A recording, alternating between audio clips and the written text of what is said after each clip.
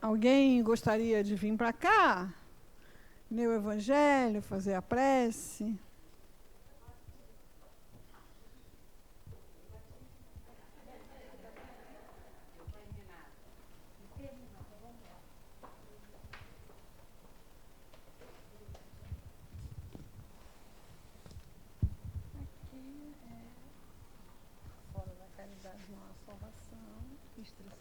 Isso, bonitinho. Isso aí é para festa junina. Quer comprar? Tá vendendo, pode botar. Vou comprar. Chegou aqui já vende, né, gente? Uma graça, né? É, muito fofo. Vamos lá. Instruções dos Espíritos.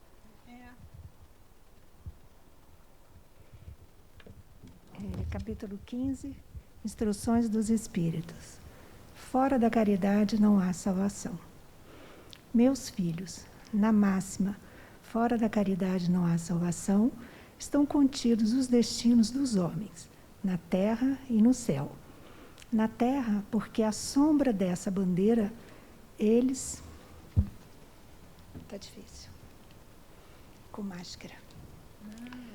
Eles viverão em paz. No céu, porque os que a tiverem praticado acharão graça diante do Senhor. Essa divisa é o facho celeste, a coluna luminosa que guia o homem no deserto da vida para o conduzir à terra prometida. Ela brilha no céu como a auréola santa, na fronte dos eleitos, e na terra se acha gravada no coração daqueles que a quem Jesus dirá: passai à direita, benditos de meu Pai. Reconhecê-los-eis pelo perfume de caridade que espalham em torno de si. Nada exprime melhor o pensamento de Jesus. Nada resume tão bem os deveres do homem do que a máxima de ordem divina. O Espiritismo não poderia provar melhor a sua origem do que apresentando-a como regra, pois ela é o reflexo dos mais puro cristianismo. Com semelhante guia, o homem nunca se transviará. Dedicai-vos, assim, meus amigos, a compreender-lhe o sentido profundo e as consequências, a buscar por vós mesmos todas as suas aplicações.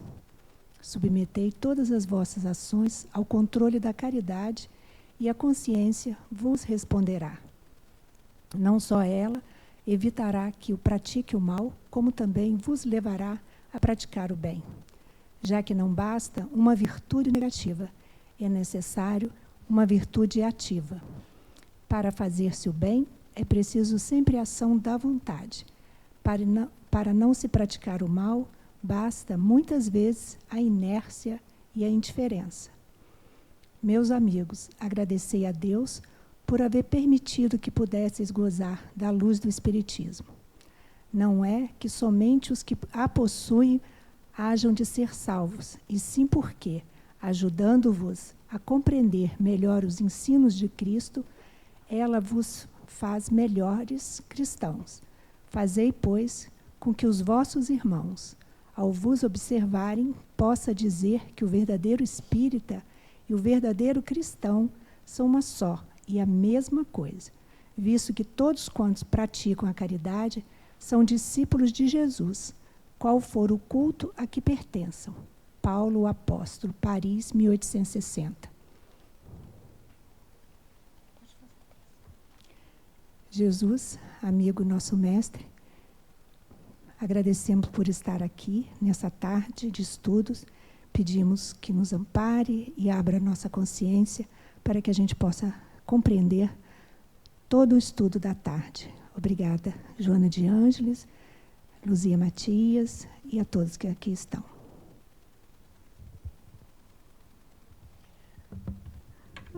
Vai botando meu nome na prece. Pode botar na prece pelos obsidiados. Então, assim, né, já que o Chapeuzinho está aqui, é para vender mesmo? É? Ah, então, gente, olha que máximo. Eu vou lá embaixo comprar um para mim. Gracinha, né? E aí, lembrando da festa junina, né? Que dia é mesmo? 9 de julho. Então, é festa julina. Então, dá tempo de você pensar no que você pode contribuir. Às vezes, a pessoa, assim que nem eu, não sabe fazer nem pudim de leite condensado, pode dar o leite condensado, né? Para o pessoal que faz o pudim, né? Aí deve ter uma listinha aí de coisas que a gente pode doar, algumas ideias, né? Sabe, ter uma ideia que eu acho muito legal? É a barraca de beijo. É do amor? Ah, tá. Eu acho barraca de beijo mó legal isso. Você fica lá, aí a pessoa paga. Legal. Não, agora com esse negócio de pandemia, é melhor esperar um pouco, né? Agora que eu me lembrei. Gente, o que aconteceu? A Tatiana tinha realmente combinado comigo que ela não viria hoje, só que eu me esquecia, entendeu? Completamente. E aí, Joana fez ela me mandar um WhatsApp. E eu, meu Deus! Então, a nossa apresentação hoje só terá imagens mentais, que a gente vai fazendo as imagens mentais, porque a nossa mente é altamente criadora de imagens, né? Então, vamos ver. Nós estamos nesse capítulo Viagem Interior, Busca da Unidade, o subitem.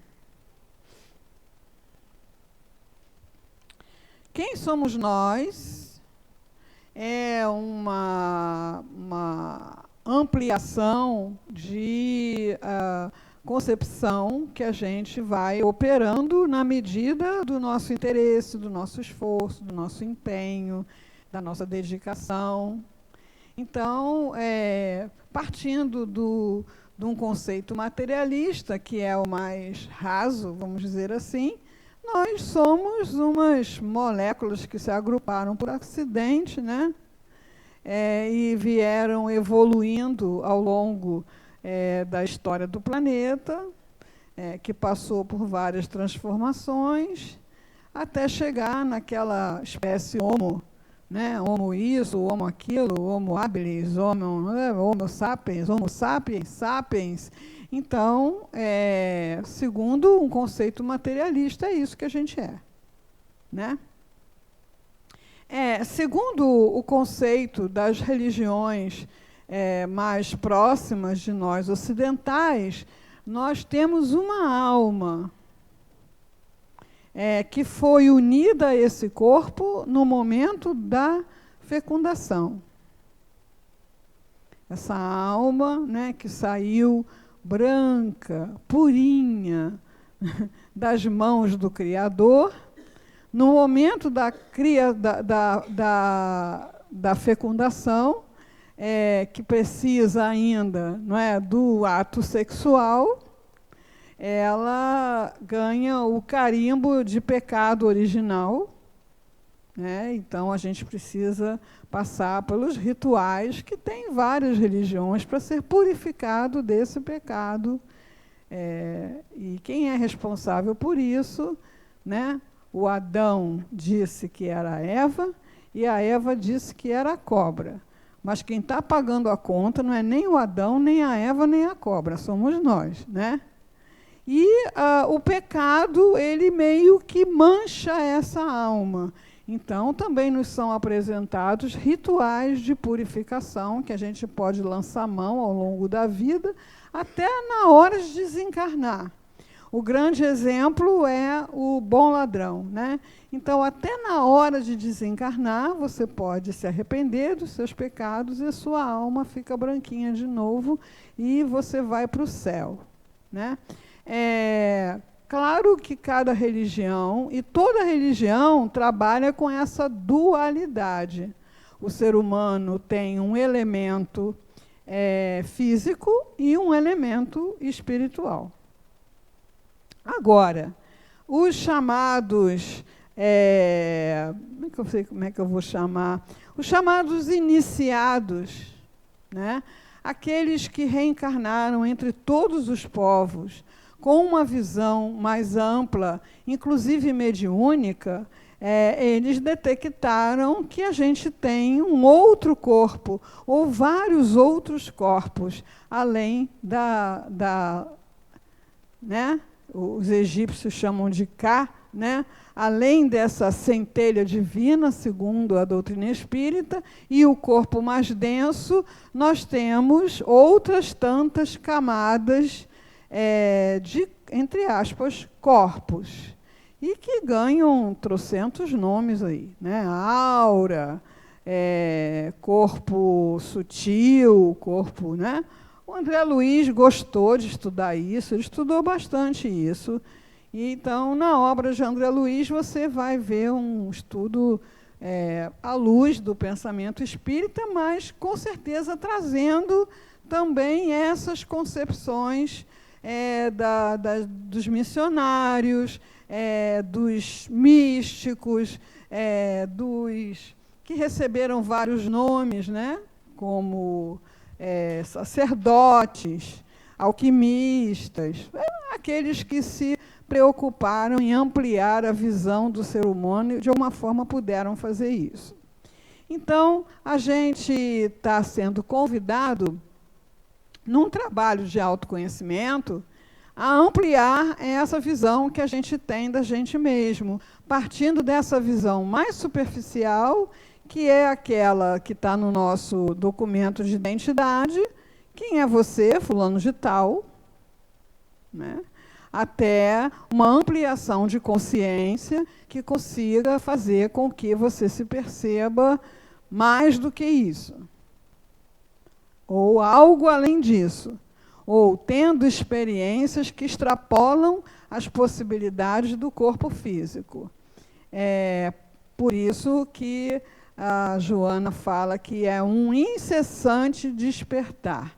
Não tem ninguém que esteja ou que tenha desperto completamente. Estando encarnado, isso causaria uma confusão. Alguns tentaram tanto que acabaram caindo em confusão.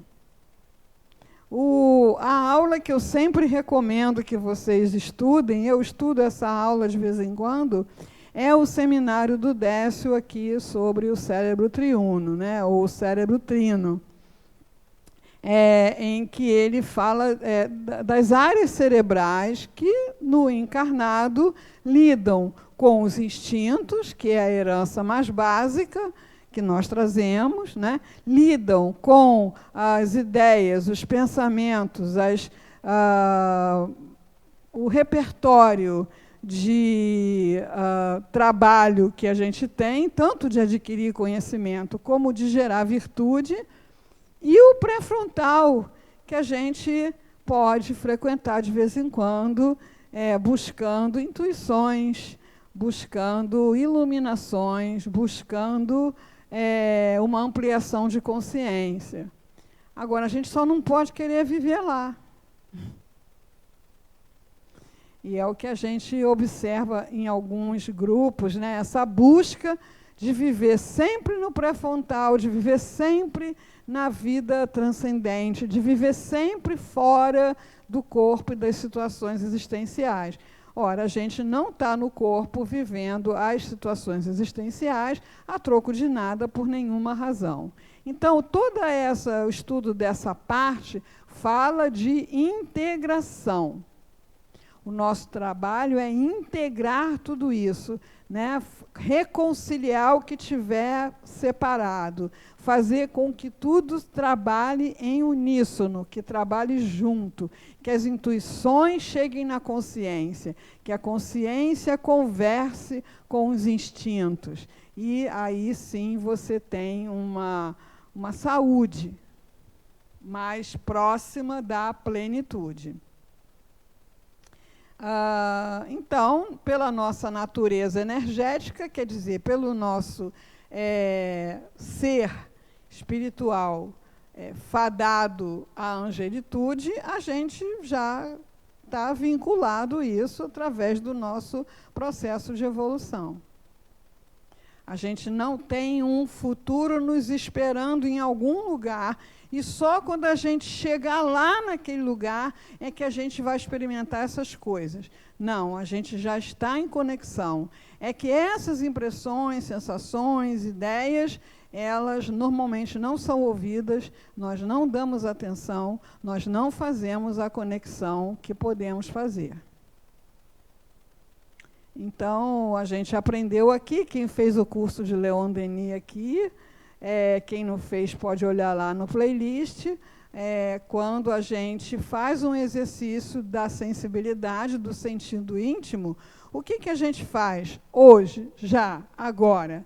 Eu tenho um problema, eu formulo uma questão, faço um trabalho de silêncio interior e coloco essa questão para Deus, para o meu anjo guardião, para o meu guia espiritual, e faço o silêncio interior para ouvir a resposta. Quando eu vou encontrar com Deus na natureza, eu começo esse contato usando os sentidos, né? É uma cor bonita, é um aroma agradável, aliás, agora a pata de vaca está dando show por aí, né? É uma cor bonita, é um perfume agradável, mas se eu mantiver aquele contato, vai surgir um pensamento via pré-frontal, vai chegar ao córtex, e é um pensamento de qualidade diferente. Então, assim, nós não vamos estar com Joana de Ângeles, nós não vamos estar com Leon Denis, nós não vamos estar com Bezerra de Menezes, com Jesus, em algum lugar do futuro, não. A gente já está.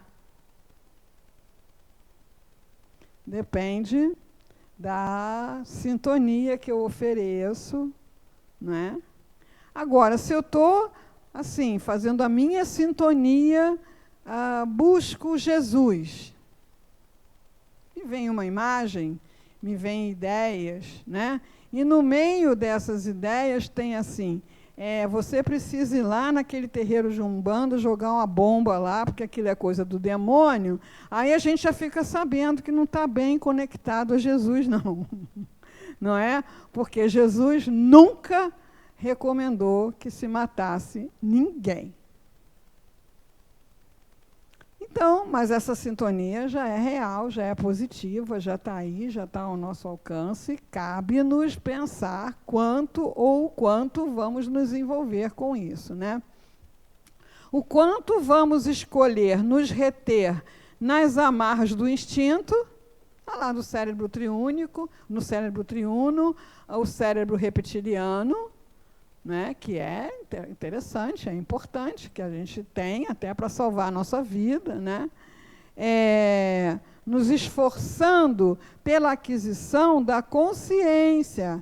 Então, o nível de consciência que a gente pode alcançar não vai ser dado pela simples repetição das reencarnações. Então, depois que eu reencarnar 50 vezes, eu vou ampliar a minha consciência. Não. É um trabalho a ser começado quando eu desejar essa unidade, quando eu desejar essa integração. Então, as tarefinhas de casa que a gente tem proposto são tarefas de integração do que está na consciência, do que está no subconsciente, no que está no inconsciente. Então, eu amplio a minha consciência, o quanto eu desejar e me empenhar para isso.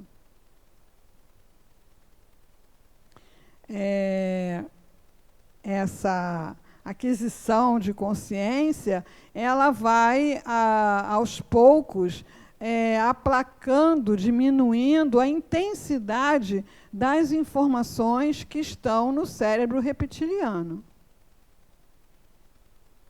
Então, se alguém pisa no meu pé, eu posso reclamar da dor, eu posso até ter um pensamento, puxa, a pessoa não prestou atenção, ou eu posso ter vontade e, às vezes, vias de fato, dar um chute na canela da pessoa. Então, vem lá um estímulo que o cérebro reptiliano vai dizer para você: opa, aí tem uma ameaça, ou aí tem algo a ser evitado. O córtex faz o que com essa informação? Olha, não tem perigo nenhum, o que tinha que acontecer já aconteceu, a pessoa pisou meu pé porque estava distraída.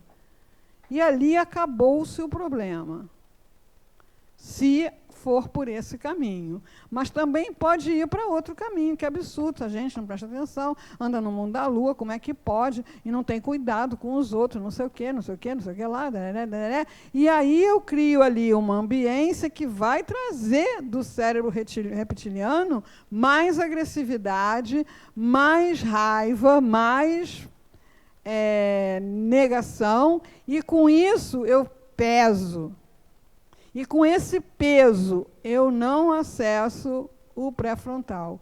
Eu não abro a minha consciência. Então, cada um de nós está aí lidando com isso aí, né? Agora, uma coisa tranquila, por mais que eu esperneie, por mais que eu crie problemas, por mais que eu desencadeie dores no mundo, eu promano de Deus e a Ele retornarei. Sabe o que é tropismo?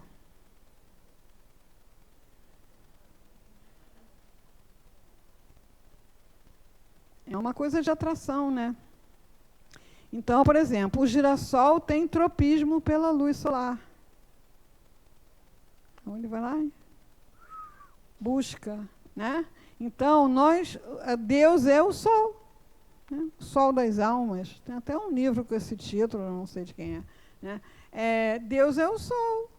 Nós estamos sempre buscando essa luz. Por mais que a gente se equivoque, por mais que a gente escolha caminhos tortuosos, a gente está nesse fluxo de atração que garante que a gente vai,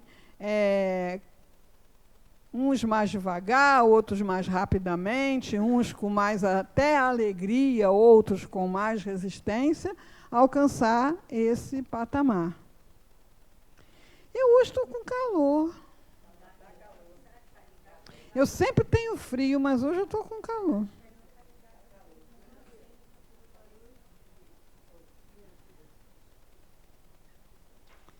Então, mergulhado no tropismo divino e por ele atraído, sai da obscuridade, da ignorância e da perturbação, que é inconsciência, para galgar os abençoados espaços do conhecimento e da sabedoria. Todos nós estamos nesse movimento, sem exceção. Então, se fala muito de Hitler, se fala muito de Stalin, se fala muito de Átila o Huno, se fala muito de não sei quem aí, né, Gengis Khan, todos eles já podem estar bem na nossa frente.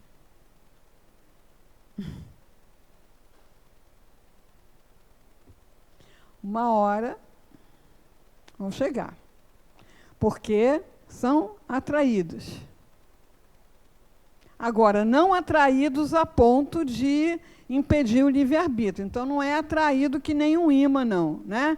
Então, se eu tenho aqui uma limalha de ferro e eu aproximo o imã, bom, né, se eu aproximo o imã da porta da geladeira, ele vai grudar. Não é atração nesse nível. É a atração das ideias que surgem na nossa mente, das coisas que vão acontecendo na nossa vida, e no caso de muita resistência, de fazer essa busca da luz por encantamento, por vontade de encontrar, por querer ter uma visão mais luminosa da vida, vem a dor. Não é castigo, é aquela dor de você demorar a sua mão na água quente, na chapa quente. Quanto mais você demora a mão ali, mais aumenta a queimadura. Também já recomendo bastante o filme Quem Somos Nós.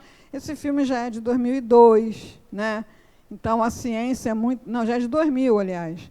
a ciência já passou por algumas evoluções, mas muito daquele conteúdo ali, boa parte não se apoderou, nem daquele conteúdo. É uma produção muito interessante, com gente muito boa falando, de Prak Chopra, Jeffrey Satinover, e animação, mostrando a questão dos hábitos, como eles se estruturam na nossa mente, como eles nos compelem a repetir as coisas, e que só depende de nós fazermos conexão com essa consciência maior e mudar. E mudar a resposta. Adorei essa imagem, gente, parto transcendental. Não é legal isso? Parto transcendental.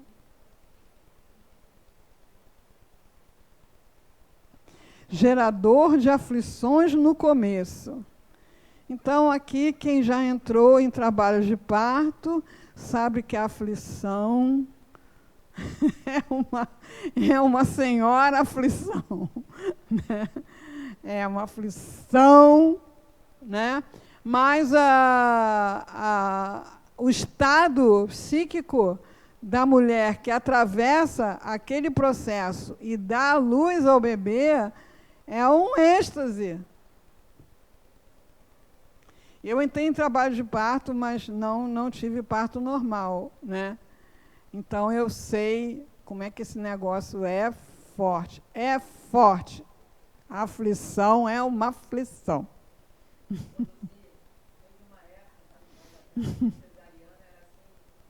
Ainda.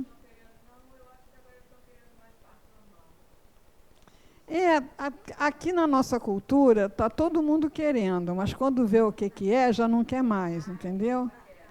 Mas não é possível, está demorando muito. Não tem treinamento para a família, não tem treinamento para o marido, não tem treinamento do marido com a mulher, ou quem vai ficar com ela na hora. Então, um parto normal numa mulher que vai ter o primeiro bebê, em geral, ele demora 8, 12 horas. Aí a pessoa interna na maternidade lá, 2 horas da tarde, nem nasceu até às 5, não é possível, está acontecendo alguma coisa, está errado. Né? Ela está sofrendo muito, então o que é dar? Né? Então, assim, o negócio entre querer... Porque não sabe o que está querendo, na verdade. Né? Agora, eu fui obstetra há muitos anos, então, assim, eu vi que tem uma questão genética muito interessante. Quem tem índio ou oriental na genética, e a gente sabe que é uma genética próxima, né, no tempo que a Terra era toda junta, os indígenas eram né, aquele mesmo biotipo, né, costuma ter um parto mais rápido, menos doloroso. Agora, as portuguesinhas... As portuguesinhas da mãozinha gordinha, olha, a coisa demora. Demora. E a gente tem essa mistura toda, né? Brasileiro tem essa mistura toda, ainda salpica um italiano, um alemão, não sei o quê. Não é a mesma coisa para todo mundo, com certeza não é. E, assim... É uma experiência transcendental, é uma experiência que a pessoa precisa ser preparada. Então, o que a gente vê muito, né, nos Estados Unidos, porque isso é muito documentado, é um curso, é uma visita semanal ali, o marido participa, aprende a fazer uma massagem nas costas da mulher, aprende a dar um gelinho para ela chupar o gelinho, e todo mundo anima ela, você vê na hora do parto, está todo mundo animando, está quase, não sei o quê, não sei o quê. Você chega aqui numa sala de parto, está todo mundo apavorado. Né? Agora, parto em casa, na banheira, para mim a formação é meio demais.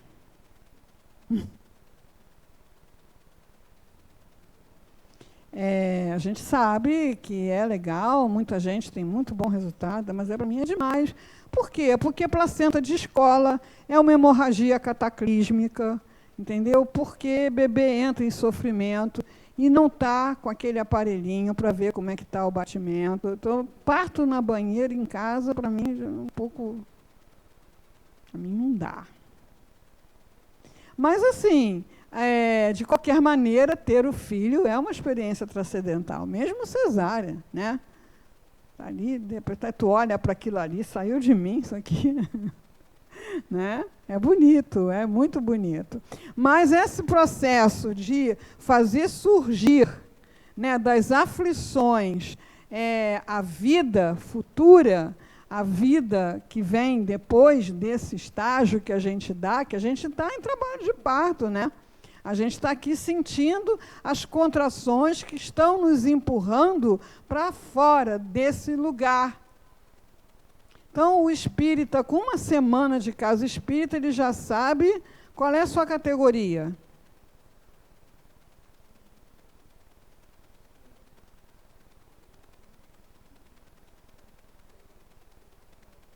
O senhor Kardec, professor que era, né?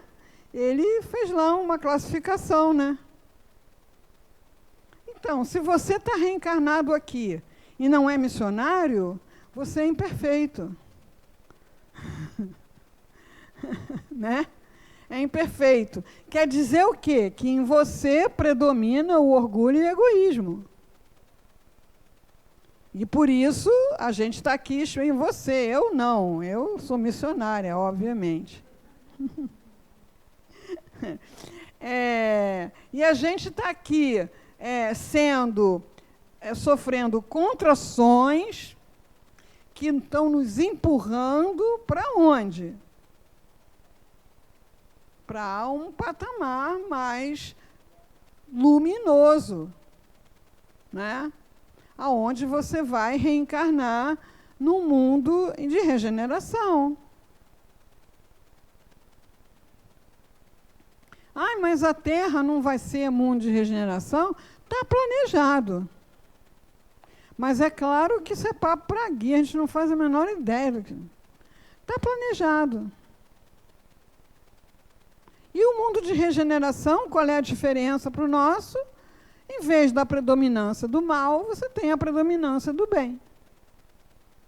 Você tem a predominância de espíritos em regeneração, que já desenvolveram um certo grau de horror ao mal. Também está no Evangelho que caracteriza a evolução do espírito, é o horror ao mal. Então, haja o que houver, aquilo ele não faz. Então, cada um aí tem uma evolução da qual não é possível retroceder. Seja qual for o estímulo, não vai retroceder. A Ana conhece um caso lá do grupo, já contei aqui também, mas ficou muito forte para mim aquilo, né? De uma amiga, vou resumir bastante a história, que ela estava grávida de um bebê com Down e estava pensando em abortar, a família fazendo pressão para abortar, e aí fizeram uma reunião, e na reunião chamaram o menino, o outro filho dela, que era um adolescente de 16, 14, 15 anos, sei lá.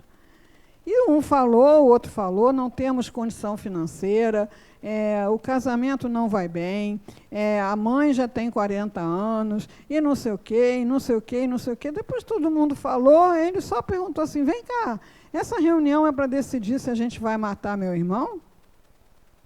Então, para ele, aquele bebê já era um irmão. E fazer um aborto é matar, é assassinato. Agora, enquanto a gente tiver flexibilidade dessa ideia de aborto, é porque ainda não alcançou o horror a esse mal. Não é nenhum monstro, não alcançou o horror a esse mal. Me lembrei do lema dos irmãos Rondon, né? Morrer se preciso for, matar o índio nunca. Nunca é nunca. Mas o índio está querendo te matar. Nunca. Né? Por quê? Porque foram missionários que vieram com a missão de tutelar esses povos, né? que vem passando por agressões que até hoje ainda não acabaram. Por quê? Porque a maioria ainda não alcançou esse horror. A gente sabe também a história de um espírito lá, do Leon Denis, que morreu na guerra porque não vou matar ninguém. Vai. Ele pegou a arma, foi para a front e se deixou matar. Porque matar no mato. Então, a gente está nesse parto aí, a gente está aí nesse parto, né? Que nem envolve questões tão graves, envolve a questão de não fazer concessões, de não se permitir coisas básicas, né? Favores, que são ilegais, sim. Mas ninguém vai saber, você sabe. Você sabe. Né? Então, a gente está aí nesse parto. E tudo isso regido por uma lei que nos conduz nessa elevação, nessa ascensão para Deus, através do resgate, o ressarcir dos enganos, dos erros, dos delitos, não é castigo, é resgate. É resgate. Retificando-os e aprimorando as tendências superiores. Então, todos nós temos tendências superiores, nossa herança divina. O que acontece é que elas ainda não estão muito bem trabalhadas, buriladas, né? Que passam a desabrochar, então estão em semente, estão em botão. As potências da alma, que Leon Denis também trouxe para a gente de forma didática, né? A sensibilidade, o amor, o pensamento e a vontade. Adorei isso, parte transcendental, adorei. Muito legal. Desculpem mesmo, esses slides estão de péssima qualidade, mas eu fiz a meio-dia. Só para ter um fio condutor aqui, né?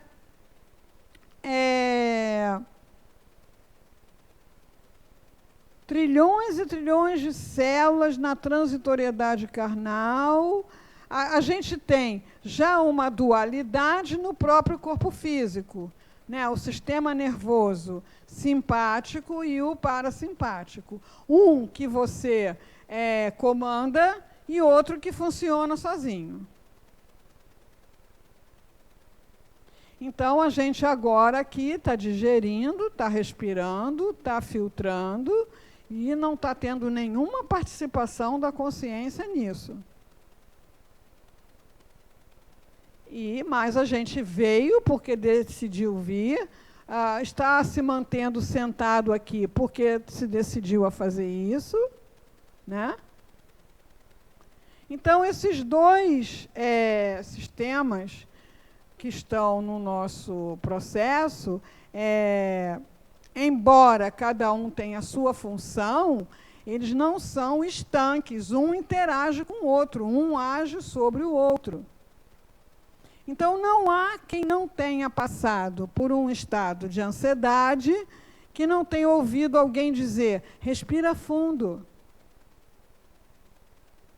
Por quê? Quando a gente fica ansioso, a gente respira curto. E o cérebro já entende que se está respirando curto, é porque está prestes a acontecer alguma coisa ruim. Né? Aí, de repente, passou o motivo da ansiedade. Aí a gente dá aquela respirada funda, né?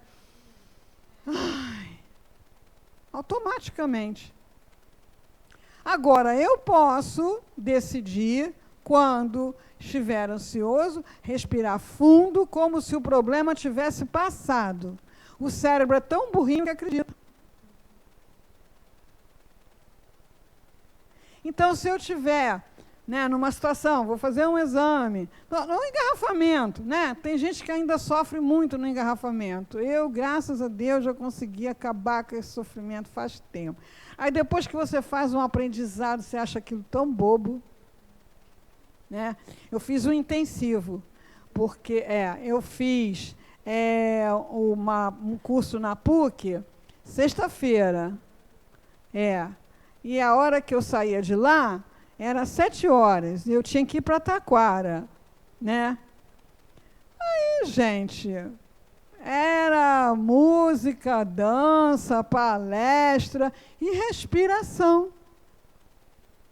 Então, realmente, hoje eu não tenho mais, zero sofrimento no engarrafamento, zero. Ah, mas se tua filha está passando mal aí, o estresse não é o engarrafamento, é a filha passando mal aí, esse eu ainda não superei, não.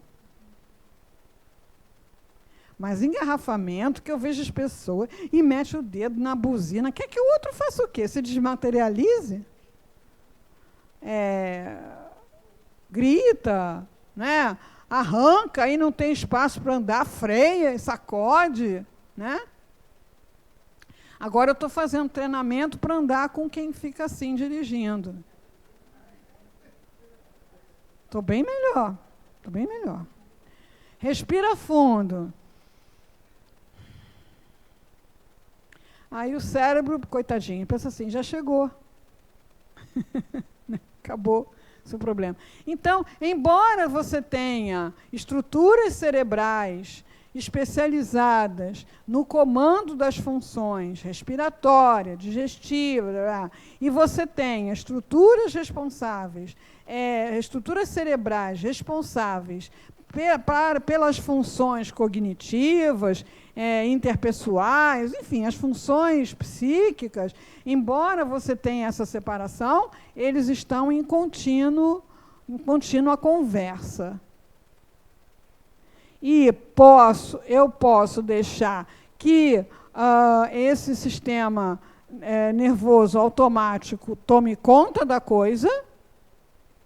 Em determinadas situações é bom que ele tome conta, ou eu posso tomar conta também das decisões, dominando esse pessoal aí. A respiração é uma maneira, né?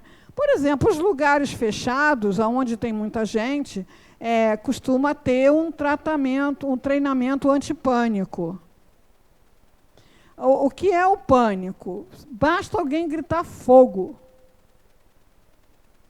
E vem lá do reptiliano a ordem, saia daí, de qualquer jeito. Passe por cima dos outros, pisoteie cabeças, faça qualquer coisa, mas saia daí.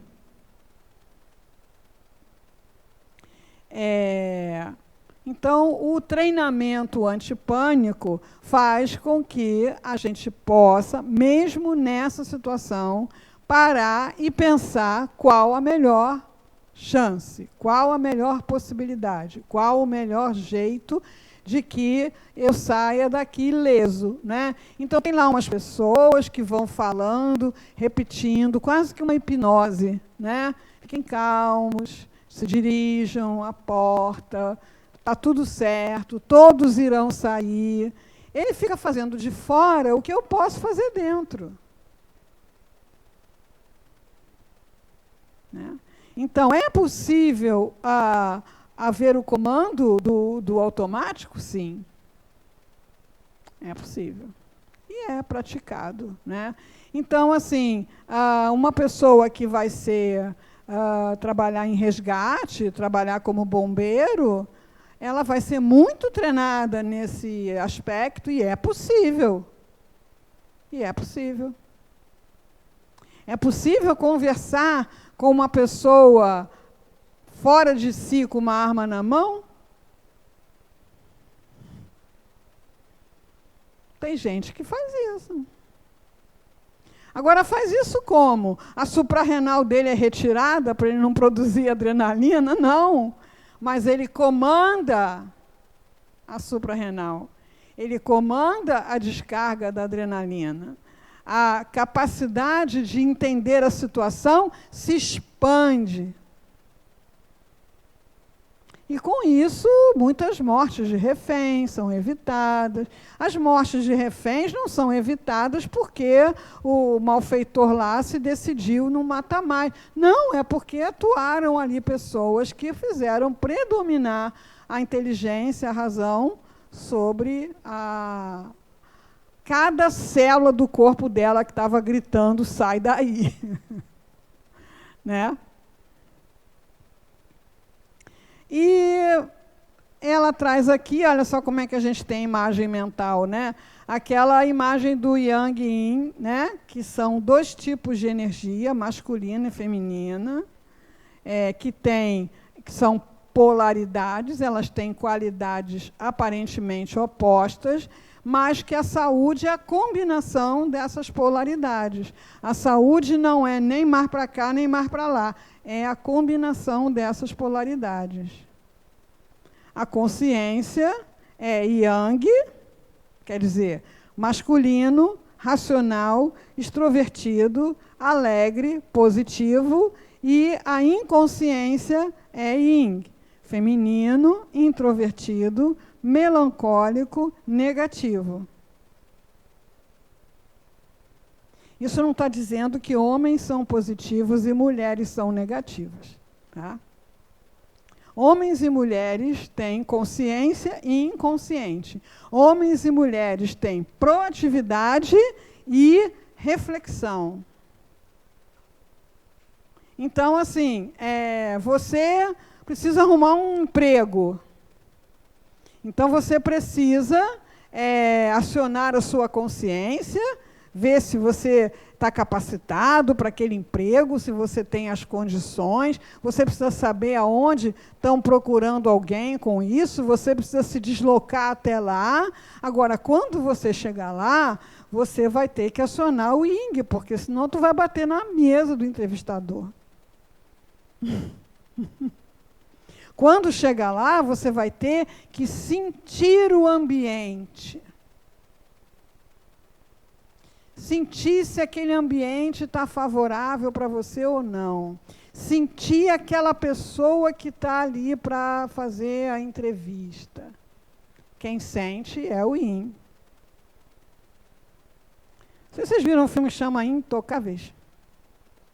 Uma graça, né? É uma graça por tudo. Tem vários ensinamentos ali, inclusive um que é uma bandeira que eu tenho. Ser humano nenhum merece pena.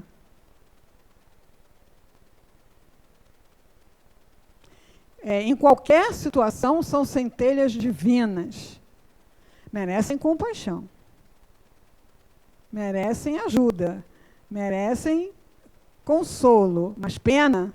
Então, aquele milionário lá que estava tetraplégico, ele se entrega aos cuidados daquele homem, né, sem qualificação, sem nada. Fala lá para o amigo dele que estava preocupado, ele não tem pena de mim. Ele não olha assim para mim, coitado, não. Ele esquece que o homem não pode atender o telefone, ele esquece que o homem não pode levantar. Deu um jeito dele se encontrar com a mulher, né? Mas o que me fez lembrar agora é o momento em que ele sai, né, desse emprego e vai procurar um emprego numa transportadora. Possivelmente ele era o menos qualificado. Né? Ele só dirigia 1 mês e vai procurar um emprego numa transportadora. Mas ele faz uma conexão com ela, ele aciona o Yin. Então, aquelas mulheres que acham que não devem ter agressividade, não agressividade para fazer mal, agressividade para tomar iniciativa, agressividade para pôr limite, agressividade para correr atrás daquilo que precisa, até para a sua sobrevivência. Elas estão em Yin demais, elas estão doentes. Agora, aquelas também que ficam disputando com o marido quem é que canta de galo na casa, também não dá certo, entendeu? Tem gente cobrindo a cara aqui. Eu não sei se é para espirrar ou se é... Então, nenhum de nós está nesse equilíbrio yang e yin, né? Sempre boa, olhem as imagens, olha a imagem é maravilhosa, né? Nenhum de nós está nesse equilíbrio. A gente tem que fazer um trabalho de autodescobrimento, de olhar para dentro e ver como está funcionando no mundo. Está funcionando yang demais? Aciona o yin. Está funcionando yin demais? Aciona o yang. Equilibra, integra. A saúde é integração. A gente já está aí com uma aurora ainda muito incipiente de alguns raios surgindo no horizonte da medicina integrativa. Porque a nossa medicina ela é desequilibradamente yang. Não salva a vida? Salva. Aqui. Não resolve o problema? Resolve. Mas tem muita coisa que não resolve. Mas tem muita coisa que atropela, faz mal. Né? Essa coisa da cesárea, corta logo isso, tira logo essa criança, manda essa mulher para o quarto, acabou esse problema. Né? Isso é obstetrícia yang. Né? Então, assim, a medicina integrativa é o despertar da humanidade para a cura, a saúde, é equilíbrio. Quantas pessoas a gente conhece que vivem em peregrinação por consultórios, exames, imagens, e não aparece nada, e o médico diz para ela, a senhora não tem nada. Se ela não tivesse nada, ela ia ao cinema. Ela tem uma dor. Ela tem um incômodo. Ela tem uma incapacidade. Mas só com o yang você não descobre, você não trata.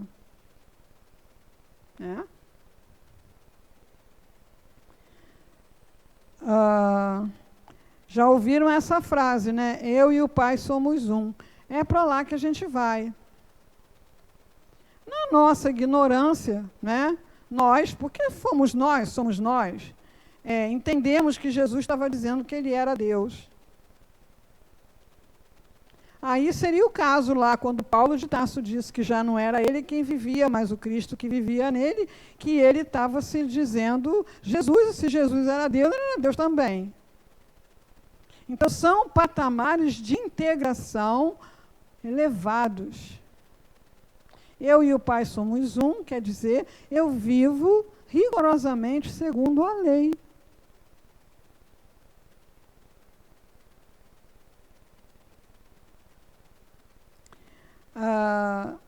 A gente, quando começa a pensar nessas coisas, experimenta esse choque entre o que se está e o que se é.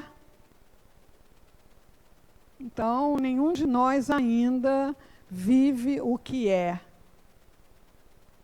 É a ideia da individuação do Jung também. O que é a individuação? É a reconciliação de todos os conflitos. É o pleno exercício de todas as potências. Ergástulo, vocês sabem o que é isso?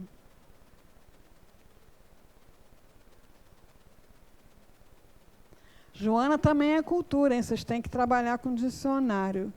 Mas eu não olhei o que é, não. Então, eu vou dizer o que tem na minha cabeça agora. Né? A gente sabe que, por exemplo, um anel solitário, o lugar onde você coloca a pedra é o ergástulo. A pedra está ergastulada ali. Mas podem olhar no Google aí, dar um Google aí e me ajuda aqui. Né? O ergástulo. Então, a pedra preciosa, a centelha divina, está ergastulada na carne. Deus está, nesse momento, aprisionado não é bem o termo, por isso que ela não usou esse termo, ergastulada nesse corpo. Eu não gosto de preso. Eu gosto assim. Ergastulada. Porque é claro que o diamante, a pedra preciosa, ela tem que estar bem fixada. Ela não pode se perder, né? Mas é porque preso dá a ideia de uma coisa dentro da jaula, né? De uma coisa impedida de se manifestar, e não é o caso. Realmente o brilhante ele está preso no anel, mas ele está brilhando, né?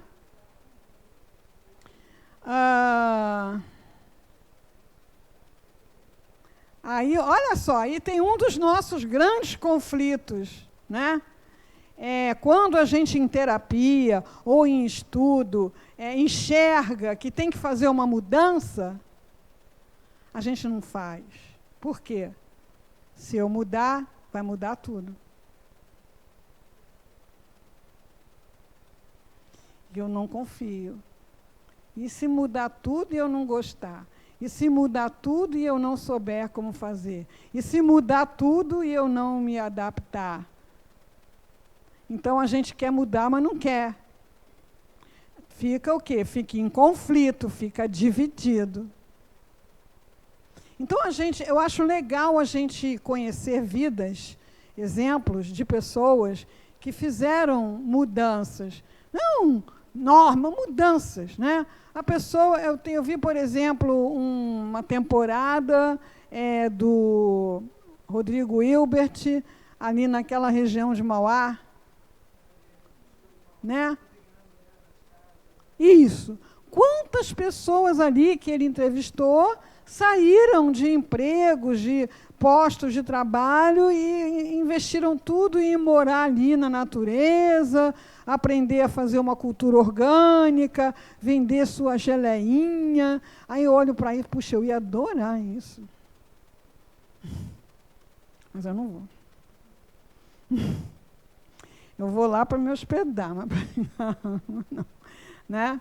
Mas isso é mudança de trabalho, mudança de relacionamento, mudança de posicionamento nas nossas relações familiares. A gente prolonga relacionamentos familiares adoecidos, porque tem medo da mudança. Me ocorreu aqui uma frase que as moçoilas aqui da minha idade ouviram muito, né? Quando queriam separar, aí sempre aparecia alguém para dizer ruim com ele, pior sem ele. Mas não pode ser melhor sem ele também? E a pessoa ficava presa ali por medo dessa mudança. Então, é legal a gente ver, né, histórias, biografia. Eu adoro biografia, adoro. Porque tem muito isso. Pessoas que fizeram mudanças, que algumas deram certo logo de cara, outras não. A pessoa ainda gramou lá um tempo, mas ela mudou, mas ela transformou, né? Esse desequilíbrio emocional é momentâneo, vai passar. Alguns a gente é compelido a viver, né? Algumas mudanças nós somos compelidas a viver. Então, assim, a gente teve filhos em casa, adolescentes, jovens, deram trabalho, a gente não dormia de noite, a gente ficava preocupado, e aí a pessoa casou, foi morar em outro país, foi morar sozinha, e agora?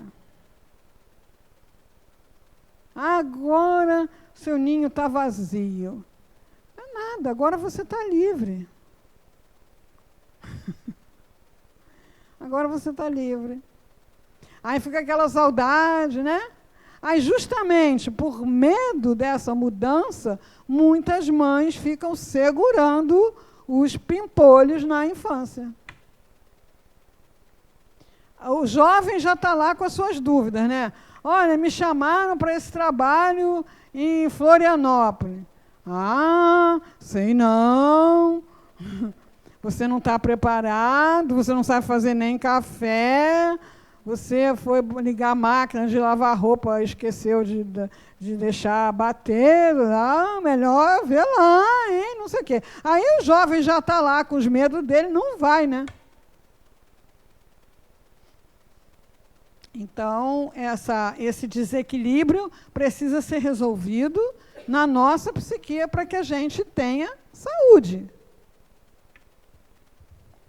E isso é autodescobrimento. Não adianta ninguém dizer para mim que eu estou assim assado, porque só eu mesma que posso olhar e assumir a coragem de transformar, né? Vivendo esse conflito interior. De um lado, né, o passado, ao que está habituado, e os apelos da felicidade, muito legal, nossa, que felicidade que tem ali, mas é desconhecida. E aí eu não vou, né? Ela faz aí nesse momento toda uma recapitulação dessa viagem da matéria à espiritualidade, falando da interação entre a mente e o corpo, né, das doenças que convidam à conscientização de si mesmo. Quando eu me conscientizo de mim mesmo, eu promovo a recomposição dos campos psicomórficos, morfológicos responsáveis pela saúde.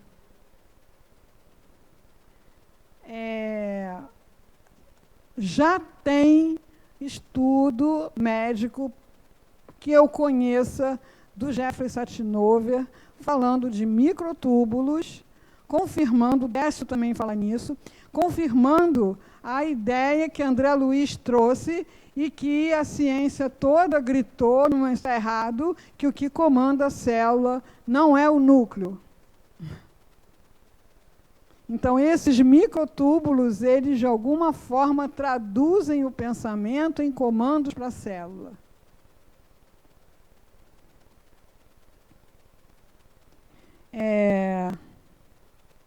Ultrapassada a fase da manifestação das enfermidades, a gente ainda não ultrapassou, né? Mas tem uma passagem de Jesus que ilustra isso legal, né? Aquela mulher que estava com hemorragia, ela pega na roupa dele e ele percebe de cara, saiu de mim uma virtude. Ele sentiu que saiu energia do campo dele. Então, Jesus andou no meio daquela hanseníase, daquela tuberculose, até da sarna, do piolho, daquele troço todo que existia ali, e nunca se soube que ele ficou nem resfriado. É o que a gente vai ser quando crescer. Né?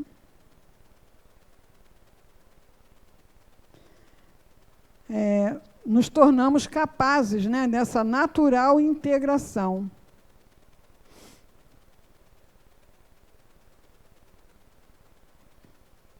Então, o que nos cabe fazer aqui, nos minutinhos que nos restam, né, começar a pensar sobre isso, no despertar dessa consciência, dessa nova visão de nós mesmos, começar a ver o que está em desequilíbrio e trabalhar para o equilíbrio, ver o que de nós está sendo rejeitado e trabalhar pela integração. Quando Jung trabalha conosco a ideia de sombra, ele não está falando de defeito, de vício, ele está falando do que não é aceito na luz. Temos que integrar aquilo nosso que está lá na sombra e que a gente não integra na luz, não traz para a consciência, para então decidir, é bom, não é bom. Então, é claro que há tipos psicológicos, né? Pessoas introvertidas têm mais dificuldade de se expor, de falar em público, dessa coisa toda, mas muitos poetas, pintores, cineastas eram e são introvertidos. Me lembrei agora de Cássia Eller. Então, ela fazia aquele trabalho artístico, com uma segurança, com uma presença, com não sei o que lá, mas entrevista era um sofrimento. Né? Ela falava mesmo, sofrimento. Então, assim, a nossa criatividade, o nosso talento para uma coisa ou outra, pode estar na sombra, porque não é admitido na luz. Na luz tem uma senhora ou um senhor dizendo: isso não se faz, isso não é legal, isso não é chique, isso não é espírita, isso não é bom, isso não sei o que. Aí fica lá. Né? Precisa trazer para a luz. E os vícios, tem que ficar lá? Se os vícios ficarem na sombra, eles engordam. Então, a inveja, por exemplo, né? Todo mundo tem inveja, tem ilusão que você não tem inveja. Tem inveja. Você pode não ser invejoso, que é aquele que vive dominado pela inveja, mas você tem inveja. E se você não vê inveja, a inveja vai ficar cada vez mais parruda. E vai começar a influenciar na sua vida, no seu dia a dia, e você não vai saber que é a inveja que está gerando aquilo, né? Só para dar um exemplo, rapidinho aqui, para ilustrar, eu fui fazer um trabalho num lugar onde, antes de mim, ia falar o Haroldo Dutra Dias, né? E alguém disse assim para mim: olha, não vai ficar ninguém para te ouvir, porque isso aí é tudo Haroldete.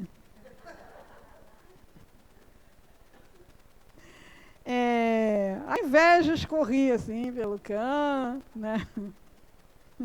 Não é isso? E a pessoa, você tem inveja do Haroldo? Porque ele tem muita cultura, porque ele fala bem, porque ele é bonitinho? Não, imagina, eu não tenho inveja de ninguém. Só fiz uma observação. Então, enquanto eu pensei: caramba, eu tenho inveja do Haroldo. Por quê? Porque ele sabe pra caramba. Então, o que eu faço? Vou estudar mais. Porque ele bonitinho, às vezes eu não tenho o que fazer, né? Aceitar, né? Então, o amor é o alfa e o ômega. É de onde nós partimos e para onde a gente vai. O amor é a única realidade. Usando um termo hindu, o resto é maia. É ilusão. Só o amor é real. Difícil ver amor em muitas coisas que acontecem, mas ele está lá. E é dele que vai vir a cura. É dele que virá a solução. Todos devem, pois, todos é todo mundo que está aqui, todo mundo que está pela internet, todo mundo, todos é todos, devem, pois, esforçar-se para, em equilíbrio, cooperar a favor do conjunto harmônico, sendo plenos, por sua vez, em si mesmos. Quanto mais eu me equilibro, mais eu sou um agente de equilíbrio fora de mim.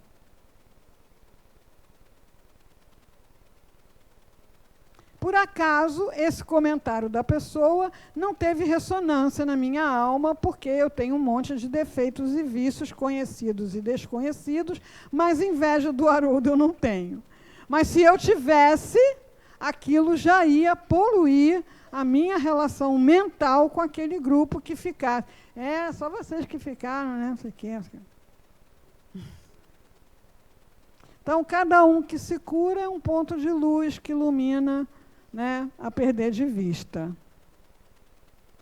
É muita coisa que eu coloquei em vermelho, né? Armar os nossos órgãos, respeitar o nosso corpo profundamente, processar evolução consciente, aceitar o desafio do crescimento. Não há tanto medo de mudar, não aceitar. Né? É isso. Ficou corrido, ficou sem imagens, mas como eu não fiz imagem do dever de casa, fica mais esse aí.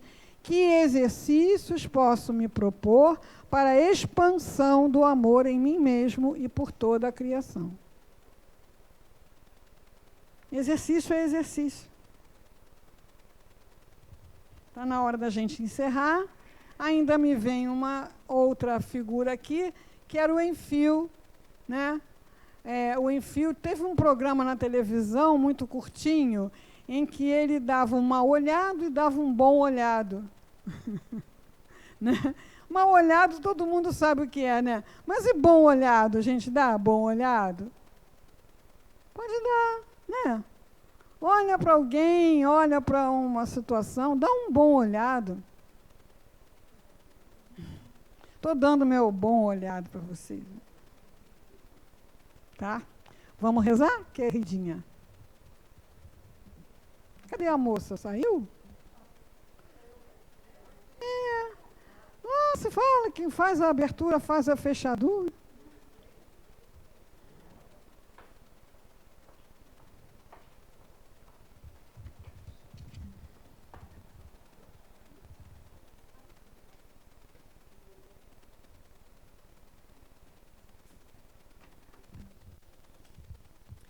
Bom, vamos então agradecer a tarde de hoje, esse estudo maravilhoso, pedir a Deus, a Joana, que estejam conosco durante toda a semana, que a gente possa realmente ter um olhar bom para todos. Obrigada, Jesus. Graças a Deus.